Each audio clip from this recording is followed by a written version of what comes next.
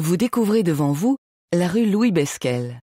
Percée en 1902 sur une partie de l'ancien Petit Parc par l'architecte Georges Malot, qui réalisa ici un lotissement privé. En effet, comme beaucoup de ses confrères, Malot était à la fois maître d'œuvre et promoteur. Il avait d'ailleurs installé dans le quartier son premier cabinet. Patrick Urbain, directeur du CAUE du Val-de-Marne. Ce quartier peut paraître homogène puisque en fait il a été construit à peu près à la même époque, entre 1900 et 1910. Donc à l'époque le style était à peu près le même. Par contre, il y avait sûrement une homogénéité aussi au niveau financier puisque c'est une rue qui a été créée de toutes pièces par un architecte, Georges Malot, qui était en même temps donc promoteur et qui a divisé cette rue en fonction un peu des opportunités de chaque client. S'il y avait besoin d'une grande parcelle ou d'un grand immeuble, on faisait une grande parcelle. S'il y avait besoin d'une maison individuelle, on faisait une petite parcelle. Remarquez l'entrée de cette rue. Les deux immeubles d'angle ont été construits par Malot à 10 années d'intervalle.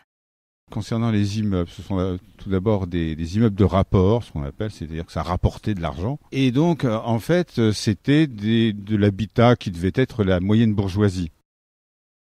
Leur hauteur est renforcée par le traitement du couronnement et des toitures, sur lesquels vous pouvez voir une décoration sophistiquée, déclinant des motifs d'inspiration gothique, tels les pinacles surmontant les ouvertures du toit, ou baroques, comme les balustres des balcons du premier étage.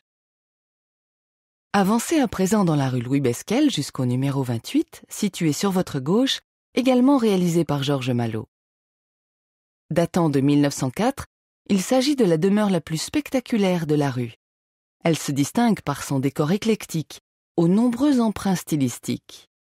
Le numéro 28 de la rue est intéressant parce que c'est un mélange de styles, assez étrange d'ailleurs, avec, naturellement, ce qu'on voit tout de suite, c'est ces grosses pierres en bossage, c'est-à-dire en relief, qui d'habitude sont utilisées, comme ça on peut les retrouver en Italie, mais en général, elles sont utilisées pour tenir soit un linteau, soit un soubassement, mais là, elles sont un peu mises, on pourrait dire, un peu n'importe où, ou presque, et n'ont pas d'utilité, sinon un peu alourdir presque la construction.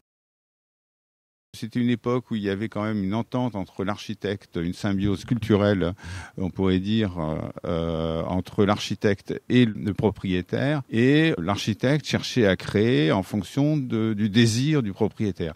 Alors, il y mêlait d'une part son style à lui et ses envies, et en même temps, il y mettait aussi la façon dont il pensait que le propriétaire pouvait voir sa maison.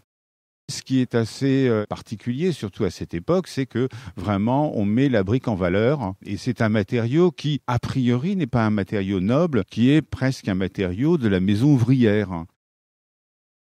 Voyez comme l'architecte joue ici sur les proportions et les matériaux. L'aspect brut des pierres contraste avec le dessin soigné des ferronneries. Observez maintenant le haut de la façade sur rue, juste sous le toit. Vous pouvez voir une imposante corniche arrondie, appelée corniche en doucine. Remarquez enfin sur la façade latérale le balcon donnant sur la cour. Et puis il y a ce balcon étrange sur le pignon, qui est, on pourrait dire, une sorte, on pourrait appeler ça, un langage un peu technique, une orielle, avec une colonne un peu, avec des cabochons en soubassement.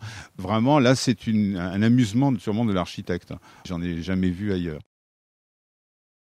En remontant la rue, prenez le temps d'admirer la variété de styles des autres immeubles et villas individuelles.